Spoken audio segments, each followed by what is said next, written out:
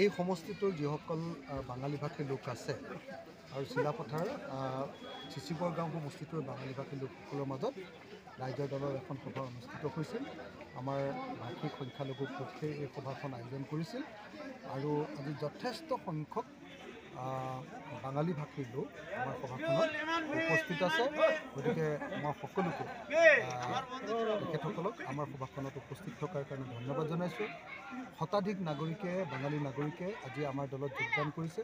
মই তেখেতসকলক দললৈ আদৰণি জনাইছোঁ আৰু এটা কথা স্পষ্ট কৰি দিছোঁ যে সঁচাকৈ যদি অসমত বাঙালীসকলে সন্মান সহকাৰে জীয়াই থাকিব লাগে, সঁচাকৈ যদি অসমত বাঙালীসকলে সমান মৰ্যাদা লৈ জীয়াই থাকিব লাগে, সমান অধিকাৰ লৈ জীয়াই থাকিব লাগে আৰু সমান সুবিধাৰ সৈতে জীয়াই থাকিব লাগে, অসমীয়া ভাষীসকলৰ লগতে যদি সমান অধিকাৰ পাব লাগে, তেতিয়াহ'লে তেখেতসকলৰ গাৰ পৰা সন্দেহযুক্ত বাংলাদেশীৰ এই চাপটো আঁতৰাব লাগে। আৰু সন্দেহযুক্ত বাংলাদেশীৰ চাপটো আঁতৰোৱাৰ প্ৰথম কামটোৱে হ'ল তেওঁলোকে বিজেপি দলৰ পৰা আঁতৰি আহিব।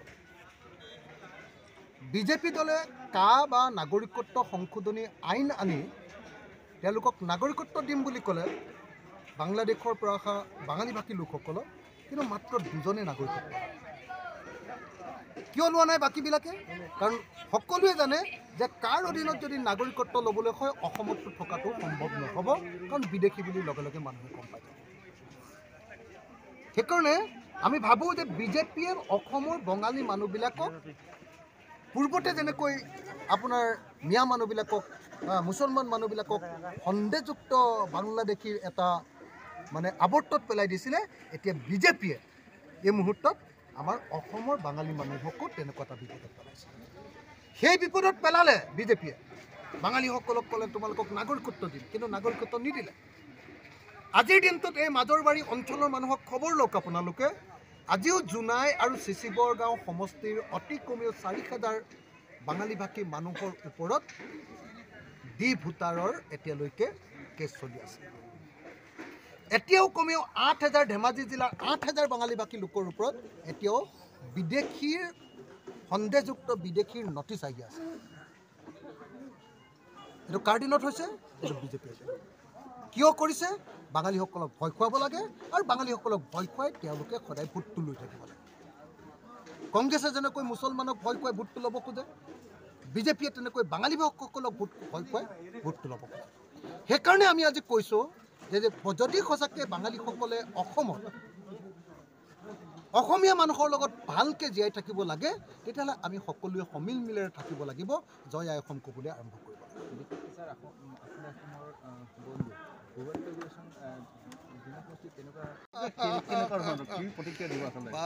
এছেম্বলিখন এইবাৰ কোকৰাঝাৰত পাতিবলৈ দিছে, বেলেগ একো নহয়। এইটো হ'ল ষ্টাণ্ট, পলিটিকেল ষ্টাণ্ট বুলি কয়। মটৰচাইকেলৰ ষ্টাণ্ট কৰে নে নকৰে মানুহক দেখুৱাবলৈ? এইটো হ'ল বিজেপিৰ পলিটিকেল ষ্টাণ্ট। তো বি টি এ ডি চুক্তিখন কাৰ্যকৰী নকৰে, কিন্তু কোকৰাঝাৰত আকৌ বিধানসভাৰ অধিৱেশন পাতিছে। মইতো এবাৰ সুধিম যে ঠিক আছে কোকৰাঝাৰত অধিৱেশন পাতিছে, খুব ভাল পাইছে, কিন্তু বি টি এ চুক্তিখন কিয় কাৰ্যকৰী নকৰা? সেইখনত গোল্লাই, সেইখনৰ কাৰ্যকৰী নকৰা, বড়ো মানুহৰ সমস্যাৰ সমাধান নকৰা, বড়ো মানুহলৈ অহা টকাকেইটা খাবা আৰু তাৰপাছত খালি বিধানসভাৰ অধিৱেশনখন কোকৰাঝাৰত পাতি দিলে বড়ো মানুহৰ কিবা উন্নতি হ'বনে?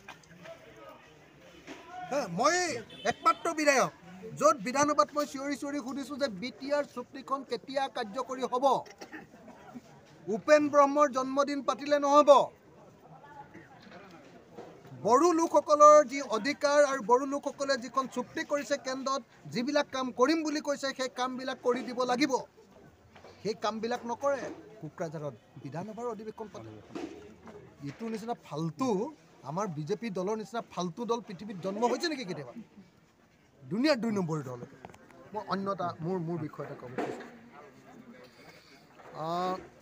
ব্ৰহ্মপুত্ৰৰ ওপৰত যোৰহাটৰ পৰা মাজুলীৰ যিখন দলং, সেই মাজুলীৰ দলংখন বোধহয় বিজেপিয়ে আৰু নবনাব। মই কেইদিনমানৰ আগতে দিল্লীলৈ যাওঁতে ঘূৰি আহোঁতে এজন মন্ত্ৰীক লগ পাইছিলোঁ বিজেপি।